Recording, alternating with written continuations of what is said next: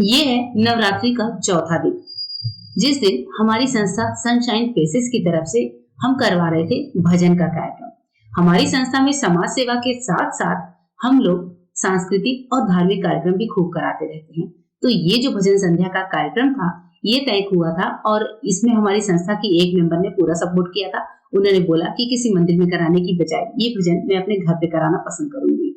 तो इससे क्या होता है, घर में एक पॉजिटिविटी भी आती है और हमारे ढेर सारे जो नोन पर्सन हैं वो हमारे घर में इस बहाने आ भी जाते हैं और माता रानी का आगमन तो होता ही होता है। तो ये प्रोग्राम हमने उनके घर पर कराया था और अभी माता की पूरी चौकी सज चुकी है। जो डेकोरेशन वगैरह है वो सब कुछ हमने कर दिया है और इसके बाद से भजन शुरू ही होने वाला था। उससे पहले सबने बोला कि घर में जो है जोत जलानी चाहिए, माता की जोत लेनी चाहिए। तो यहाँ पर पहले जोत ली जाएगी और उसके बाद से जो है गणेश भगवान के भजनों के साथ हमारा ये माता के भजन का कार्यक्रम शुरू हुआ था।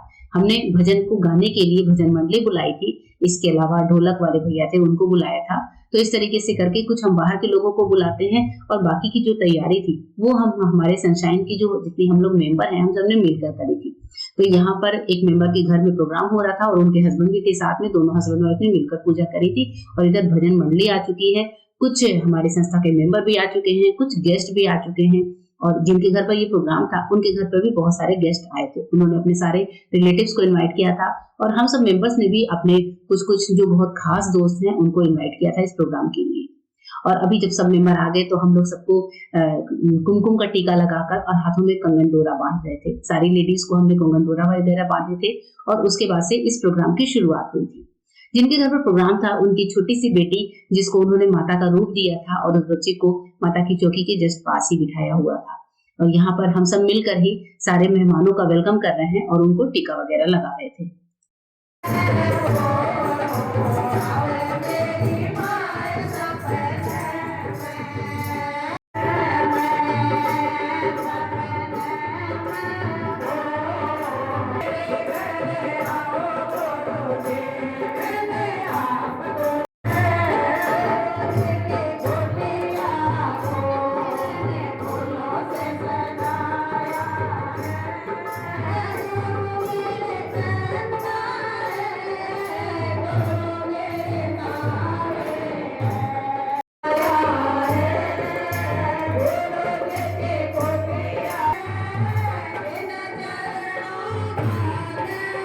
तो यहाँ पर भजन की शुरुआत होने के साथ साथ हम लोग प्रसाद वगैरह भी माता को भोग लगाने के बाद और उनका आगे का जो रूम था वहां पर रखते जा रहे थे, जिससे कोई भी बिना प्रसाद लिए हुए ना जाए, क्योंकि आरती वगैरह में तो काफी ज्यादा टाइम लगता है। कुछ लोग होते हैं जो आते हैं और फिर चले भी जाते हैं और ये मेरी बहुत ही प्यारी सी दोस्त, इनको आप लोगों ने पहले भी मेरे ब्लॉग में देखा होगा, इनको मैंने यहाँ पर कंगन डोरा बांधा था और उसके बाद से जो है यहाँ पर शुरू हुआ था कन्या पूजन।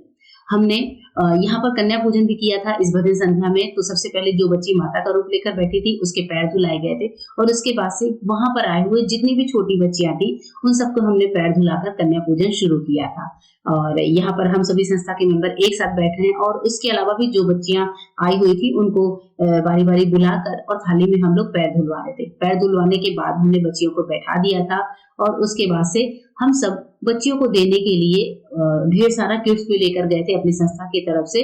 तो सबने अपनी तरफ से कन्या पूजन में बच्चों को गिफ्ट भी दिए थे और इसके अलावा जो लेडीज थी उनको भी हमने सुहाग का सारा सामान दिया था। और इस तरह से करके हमने अपनी जो संस्था है इसकी बहुत ही अच्छी सी भजन संध्या आयोजित करी थी। वहां पर आने वाले हर मेंबर ने इसकी तारीफ करी थी कि लगता ही नहीं है कि ये जो भजन का कार्यक्रम है ये किसी संस्था के थ्रू हो रहा है। ऐसा लग रहा है जैसे कि किसी के घर में होता है, नॉर्मल घर में एक भजन का कार्यक्रम कराया जाता है, वैसे ही लग रहा था। क्योंकि हम सब संस्था के जितने भी मेंबर हैं हम सब मिलकर यहाँ पर सारी जिम्मेदारी उठा रहे थे। ऐसा नहीं है कि जिसके घर पर ही है उनको ही हम सारा काम दे दे। हमने सारी जिम्मेदारियां मिल बांट कर करी थी। और यहाँ पर कन्या पूजन का एक गिफ्ट है जो हमारी संस्था की एक मेंबर है वो यहाँ पर खोल रही थी और सारी चीजें उन्होंने यहाँ पर एक चादर बिछाकर उस पर रख दी थी। ये बच्चों के लिए हम लोग ढेर सारे गिफ्ट वगैरह, कुछ खाने का सामान, कुछ ऐसी चीजें जो बच्चों को बहुत पसंद होती हैं वो सारी चीजें लेकर गए थे। तो इस तरीके से हमने यहाँ पर कन्या पूजन भी किया, भजन संध्या भी किया, माता की चौकी भी बिठाई। मतलब बहुत ही अच्छा कार्यक्रम हुआ था हमारी संस्था की तरफ से। और इस तरीके का एक कार्यक्रम जो होता है कभी भी किसी घर में या फिर किसी संस्था के माध्यम से वो हमको एकजुट करता है, हमको एक बनाता है। ऐसे में हम सभी मेंबर मिलकर काम करते हैं। हमने रेड एंड येलो कलर की ड्रेस थीम भी रखी थी, जिसमें सब अपनी-अपनी पसंद से साड़ियाँ भी पहन कर आए थे। तो काफ़ी ज़्यादा एक खुशनुमा सा माहौल बन जाता है। सबके दोस्त भी आए थे, हमने अपने-अपने परिचितों को ही बुलाया था। इस तरह से करके हमने पूरा एन्जॉय किया था। ऐसा लग रहा था कि ये हमारे घर का फंक्शन हो। तो हम जब इस तरह का कोई भी फंक्शन करते हैं, जैसे आपने मेरे बहुत पहले ब्लॉग में देखा होगा, हमने होली की पार्टी भी करी थी। तो होली की पार्टी में भी हमने ऐसे ही मज़े किए थे। तो हम इस तरह के किसी भी धार्मिक या सांस्कृतिक प्रोग्राम में, कोई भी कल्चरल प्रोग्राम हो, कोई भी फेस्टिवल का प्रोग्राम हो, तो हम सब बहुत मस्ती मज़ा करते हैं। और इसके बाद से कन्या पूजन में ही बच्चों को गिफ्ट वगैरह दिया। इसके बाद से हमारी एक मेंबर थोड़ा-सा लेट आई थी, तो वो जो गिफ्ट वगैरह लेकर आई थी, वो आने के बाद उन्होंने अपने हिसाब से बच्चों को डिस्ट्रीब्यूट किए थे। और यहाँ पर हमारी संस्था के लोगों ने ही अच्छे-अच्छे गाने भी गाए।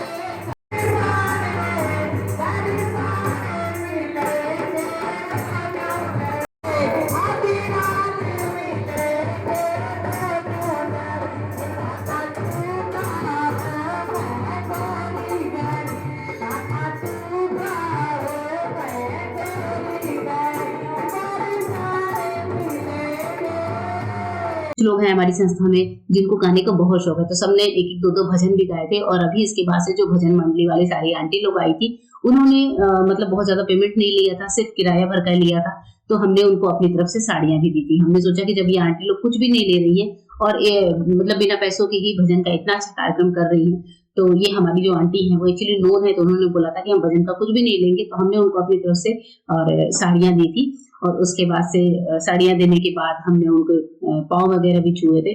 और अभी बस लास्ट का ये कार्यक्रम चल ही रहा था, जब हम बच्ची को थोड़ा-सा भजन पर और डांस करा रहे थे। और ये वो मेंबर है जिनके घर पर भजन हुआ था, तो उन्होंने बहुत अच्छा-सा भजन भी गाया था। इस तरह से करके हम 2-3 लोगों ने गाया था। और अभी लास्ट में जब भजन खत्म हो गया, तो हम लोगों ने अपनी संस्था की तरफ से जिनके घर तो ये प्रोग्राम हुआ था, उनको अपनी तरफ से दुपट्टा ओढ़ाया सम्मान में, साथ ही सुहाग का सामान का एक हैम्पर बनाकर उनको गिफ्ट भी दिया था। तो इस तरीके से हमारा ये प्रोग्राम संपन्न हुआ था।